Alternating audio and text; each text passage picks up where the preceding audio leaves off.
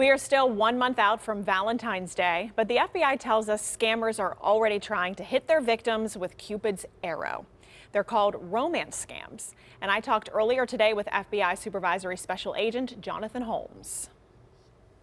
Let's start off tonight by talking what exactly makes a scam a romance scam. Can you explain that? Sure. So a romance scam is generally what we would call a confidence scam.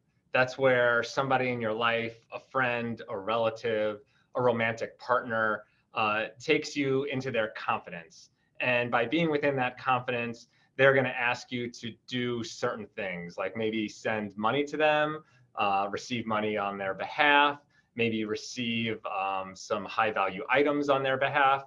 But essentially, they're exploiting your confidence in them as a friend, a romantic partner, or a family member in order to get you to do something for them. How do they usually avoid people figuring it out and meeting them in person? Well, oftentimes with these types of scams, these romance scams, they're done online. So oftentimes you might meet somebody through a dating website or some other type of online platform. And then through that interaction, maybe you enter into a romantic relationship. And generally, these people are avoiding meeting you in real life by telling you up front that they might live in a foreign country or they might live out of state. And so they're going to make it very inconvenient for oftentimes the victim in the case from actually meeting in real life. What are some of the warning signs that people should look out for? Sure. Well, I would say if you're talking to somebody online and they're asking you to receive money, I would say or send them money. I would say that's a big red flag right there. Or if they're overseas in a foreign country and they're telling you, well, I can't come to the United States unless you send me money so that I can pay for my airfare or for some other thing. Like, again, another type of red flag. And I think you really hit the nail on the head when you said they can't meet you in real life or they're avoiding meeting you in person. That's probably one of the biggest red flags as well. Is there anything people can do so they don't fall victim when it comes to their own social media, so they don't make themselves look so publicly available to one of these scammers?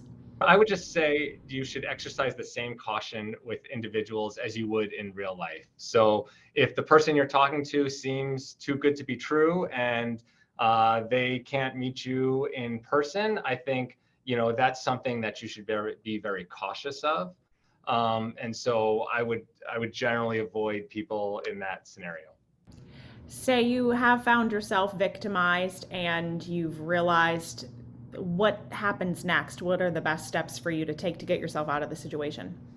Sure. So if you're communicating with someone and you recognize that it's not on the up and up and you think it's a problem, first and foremost, I would say, please report that information to law enforcement.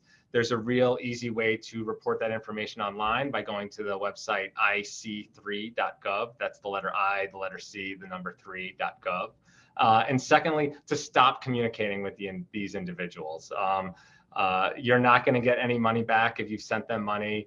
They're going to continue to harass you. They're going to continue to reach out to you. And so just stopping all communication whatsoever is very beneficial. Thank you, as always, for your time and your tips tonight. We appreciate it. Thank you so much.